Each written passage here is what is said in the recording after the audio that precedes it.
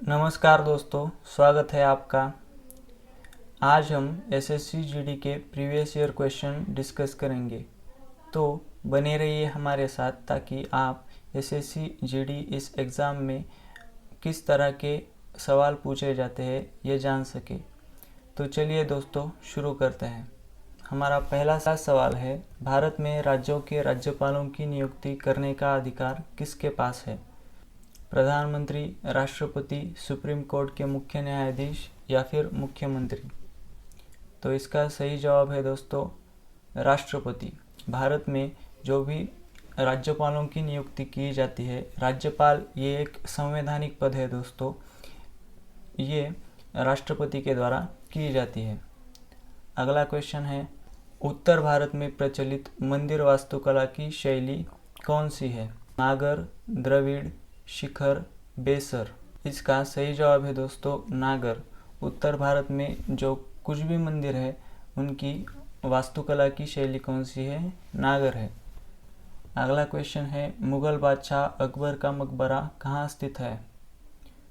जैनपुर, सिकंदराबाद, औरंगाबाद या फिर अजमेर?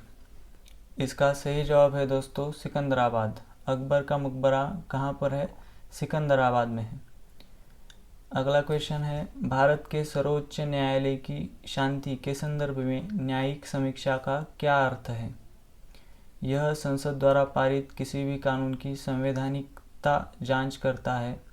यह भारत के मुख्य न्यायाधीश की कार्य और शक्तियों के बारे में बताता है। यह भारत के प्रधानमंत्री को आपातकाल के समय सलाह देता है, या फिर यह भारत की निचली अदालतों की शक्तियों को नियंत्रित करता है। इसका सही जवाब है दोस्तों यह संसद द्वारा पारित किसी भी कानून की संवैधानिकता जांच करता है। और एक बात ध्यान में रखिए दोस्तों कि जो कानून 9th शेड्यूल में डाले गए हैं उनका रिव्यू करने का अधिकार संविधान को नहीं है। अगर आप कोई भी कानून बनाते हैं और उसको 9th शेड्यूल में डालते हैं तो उसकी संवैधानिकता जांच करने का अधिकार सर्वोच्च न्यायालय के पास नहीं रहेगा। अगला क्वेश्चन है, हरिप्रसाद चौरसिया कौन सा वाद्य बजाने के लिए जाने जाते हैं? बांसुरी, सितार, तबला या फिर पखवाज? तो इसका सही जवाब है दोस्तों बांसुरी। हरिप्रसाद चौरसिया ये बांसुरी बजाने के लिए जाने जाते हैं। अगला क्वेश्चन है, निम्नलिखित में से कौन सा भारत का शास्त्रीय नृत्य नहीं है? कथकली, भांगड़ा, ओडिसी, मोहिनीअट्टम? तो इसका सही जवाब है दोस्तों भांगड़ा। भांगड़ा यह भारत का शास्त्रीय नृत्य नहीं है। अगला क्वेश्चन है, भारत रत्न पुरस्कार प्राप्त करने वाले पहले खिलाड़ी कौन हैं?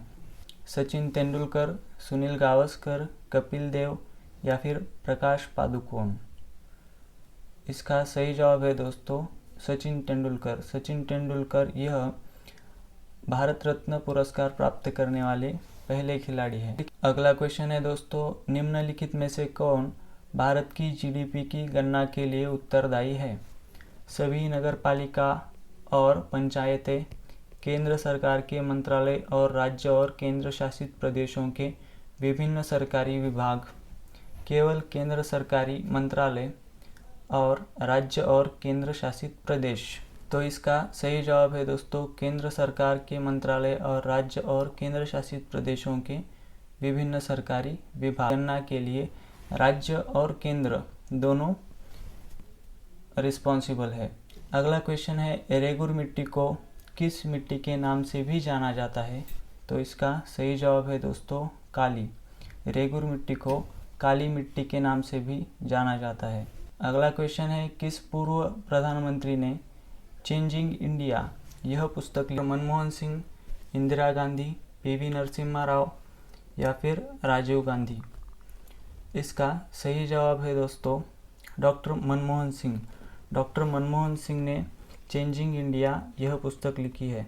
डॉक्टर मनमोहन सिंह भारत के 13वें प्रधानमंत्री है और उनका कार्यकाल 2004 से 2014 तक रहा, मतलब पूरे 10 साल के लिए वो भारत के प्रधानमंत्री रहे। निम्नलिखित में से कौन सा अधिकार उपभोक्ता संरक्षण से संबंधित नहीं है? समानता का अधिकार, सूचित किए जाने का अधिकार, चुनने का अधिकार, निवारण पाने का अधिकार। इसका सही जवाब है दोस्तों समानता का अधिकार। संक्रांति के त्यौहार को भारत के किस हिस्से में उत्तरायण के नाम से जाना जाता है? गुजरात, पश्चिम बंगाल, उत्तर प्रदेश या फिर केरल? इसका सही जवाब है दोस्तों।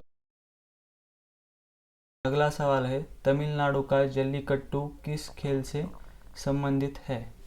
बैलों की लड़ाई, बिल्लियों की लड़ाई, कुत्तों की लड़ाई या फिर मुर्गों की लड़ाई? तो इसका सही जवाब है बैलों की लड़ाई। अगला क्वेश्चन है, राज्यसभा के बारे में निम्नलिखित में से कौन सा कथन सही है? यह भारत के संविधान द्वारा निर्धारित एक सीधे निर्वाचित राज्य विधानसभा के निर्वाचित सदस्य राज्यसभा के सदस्यों का चुनाव करते हैं। इसे संसद के निचले सदन के रूप में जाना जाता है। राज्यसभा के सदस्य स्थायी रूप से चुने जाते हैं। तो इसका सही जवाब है दोस्तों, राज्य विधानसभा के निर्वाचित सदस्य राज्यसभा के सदस्यों का चुनाव करते हैं। क्योंकि राज्यसभा को लोअर हाउस नहीं बल्कि अपर हाउस के रूप में जाना जाता है। लोअर हाउस यानी लोकसभा और अपर हाउस यानी राज्यसभा, और ये दोनों मिलके संसद भवन बनाते हैं। इसी के साथ यह सेशन समाप्त होता है और अगले सेशन में हम इसी तरह के और भी कुछ इम्पोर्टेंट क्वेश्चंस डिस्कस करेंगे। तो बने रहिए हमारे साथ, चैनल को लाइक, शेयर और सब्सक्राइब कीजिए।